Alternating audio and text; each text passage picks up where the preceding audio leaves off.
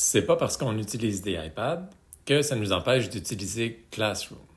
On peut utiliser Google Classroom de la même manière qu'on l'utiliserait sur un Chromebook.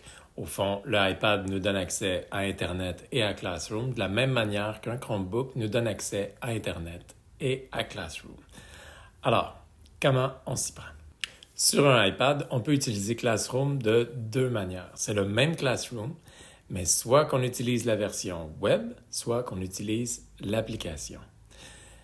C'est la même chose pour les applications de Classroom, c'est-à-dire pour Google Docs, Google Slides, Google Feuilles de calcul, tout ça. Chacune est une application. Mais maintenant, depuis quelques années, on n'a plus besoin nécessairement de passer par l'application. Beaucoup de gens ont connu les iPads au moment où, pour utiliser Google Docs, il fallait absolument avoir l'application Google Docs, sinon, ce n'était pas accessible. Allons voir comment ça fonctionne concrètement. Au fond, l'élève, il peut faire comme s'il y avait un Chromebook. Il est sur Safari, donc sur son navigateur web, il s'est connecté avec son compte, pareil comme on se connecte à un Chromebook, par exemple, et ensuite, il peut utiliser les applications disponibles de Google. Par contre, dès qu'on commence à l'utiliser de cette manière-là, de la manière avec Safari, on se retrouve avec des petites surprises. Si je clique sur le lanceur d'application, ça apparaît de la même manière que sur un Chromebook. Alors, je peux cliquer sur Classroom. Qu'est-ce qui vient d'arriver? C'est que je ne suis plus sur Safari. Je peux y revenir en appuyant ici en haut à gauche. Ça a ouvert Classroom, l'application Classroom, puisque l'application était installée sur mon iPad. Si l'application n'avait pas été installée sur l'iPad, on serait resté sur Safari. Mais là, ça nous a ouvert Classroom sur le iPad. Je reviens sur Safari. Comment je fais maintenant si je veux ouvrir Classroom, mais en restant sur mon navigateur web, en demeurant sur Safari? J'appuie ici sur mon lanceur d'application. Il faut que j'appuie avec deux doigts. Donc, je peux appuyer avec deux doigts sur Classroom. Ça vient de l'ouvrir dans un nouvel onglet automatiquement. Alors, j'ouvre cet onglet-là et je me retrouve sur Classroom.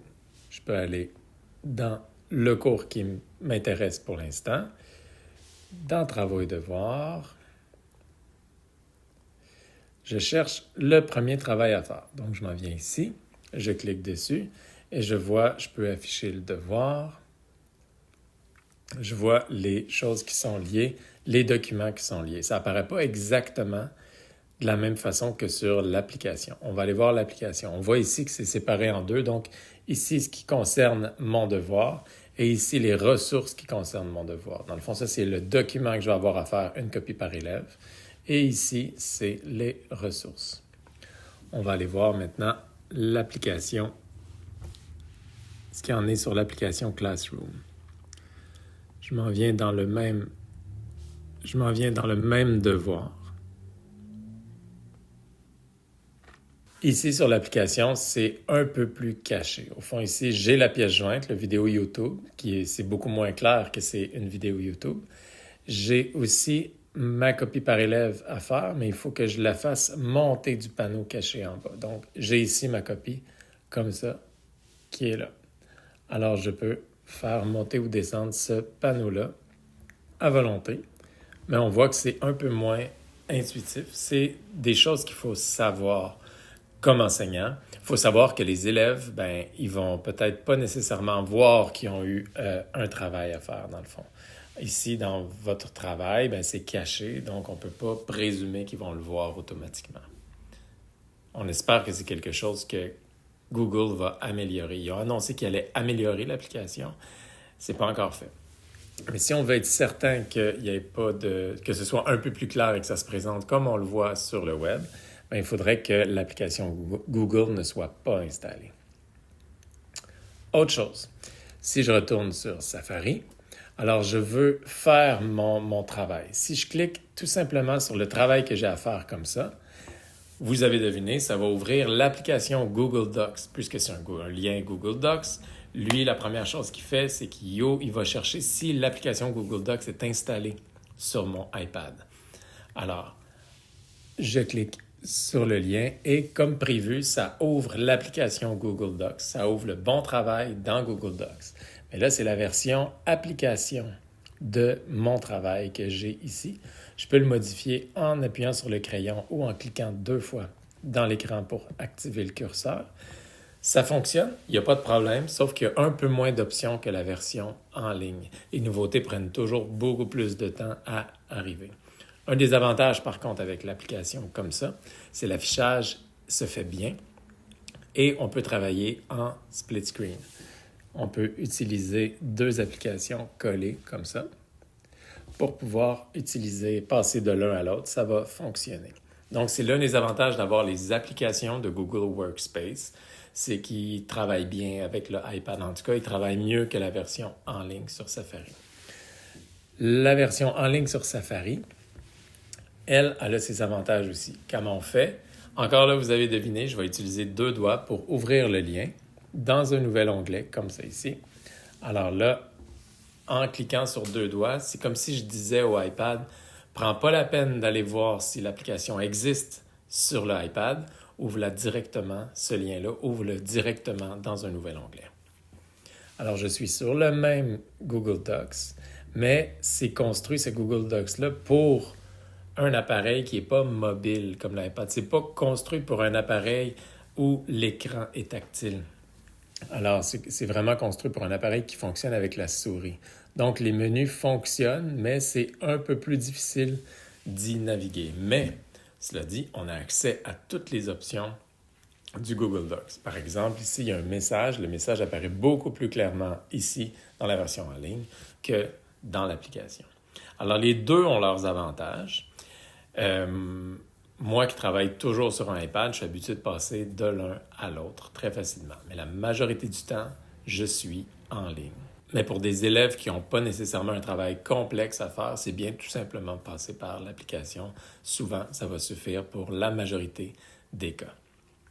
Qu'est-ce qui arrive si je veux ouvrir mon Google Docs à partir de l'application Classroom? Donc là, j'ai ouvert ce Google Docs-là de 2 manières, mais à partir de Classroom en ligne.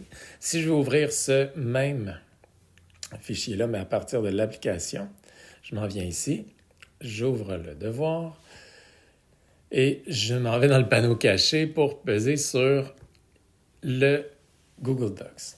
Alors là, ici, il se passe quelque chose de vraiment, vraiment important à savoir comme prof, c'est qu'on n'est pas en train d'utiliser Google Docs en ce moment. On est dans l'aperçu de Google Docs. Au fond, je pèse sur le X ici, je suis toujours dans l'application Classroom. En cliquant sur le Google Docs, ça n'ouvre pas directement le Google Docs, ça ouvre simplement un aperçu que je peux naviguer comme ça. Je peux me promener dans les pages, mais c'est seulement un aperçu. L'erreur que beaucoup d'élèves vont faire, c'est qu'ils vont cliquer sur le crayon et ils vont modifier cet aperçu-là. Je suis toujours dans Classroom, mais en venant ici, ce que je vais faire, c'est que je vais pouvoir utiliser mon doigt, un crayon, je peux intégrer du texte ici comme ça, mais c'est pas Google Docs. C'est comme si je prenais un Google Docs, mais que je fabriquais un PDF avec. Donc, c'est pas la manière de procéder. Ça vient compliquer les choses pour rien. C'est excellent ce module-là pour un enseignant qui vient corriger avec le crayon, qui vient corriger le travail de ses élèves, mais pour les élèves, rarement ça va être utile. Ça ne veut pas dire que ce n'est pas utile. Dans certaines circonstances, l'élève pourrait faire ça, mais à la base, ce n'est pas la manière de procéder. La manière de procéder, c'est de tout simplement cliquer sur la flèche en haut à droite qui va nous envoyer dans le bon document dans l'application Google Docs. Dans tout ça, il n'y a pas de recette. Il n'y a pas une seule manière de faire qui va fonctionner. Ce qu'il faut retenir, c'est que quand on est sur Safari et que l'application existe sur le iPad, son premier réflexe, c'est d'ouvrir l'application. Mais il n'y a rien qui nous empêche de passer de l'un à l'autre. On peut écrire, par exemple, la majorité de notre texte dans Google Docs et venir raffiner des petits détails, des choses, des options qui ne sont pas là, en passant par le même Google Docs, mais dans Safari. Ne pas oublier aussi les 2 doigts qui permettent d'ouvrir facilement n'importe quel lien dans un nouvel onglet. Quand on appuie avec 2 doigts n'importe quel lien à travers le iPad, ce que ça fait, ça l'ouvre dans un nouvel onglet. Ça l'ouvre en arrière-plan. C'est un raccourci qu'il faut savoir. En cliquant avec 2 doigts, on envoie ça dans un nouvel onglet automatiquement. Par exemple, un élève pourrait venir ici dans sa section Affaires, cliquer sur avec deux doigts comme ça, ouvrir tous les travaux qu'il a à faire et ces travaux-là s'ouvrent en haut pendant qu'il clique qui fait juste défiler comme ça sans changer de page. Alors là, ensuite, on peut se promener d'un travail à l'autre facilement, sont déjà ouverts. C'est une petite manière de gagner du temps.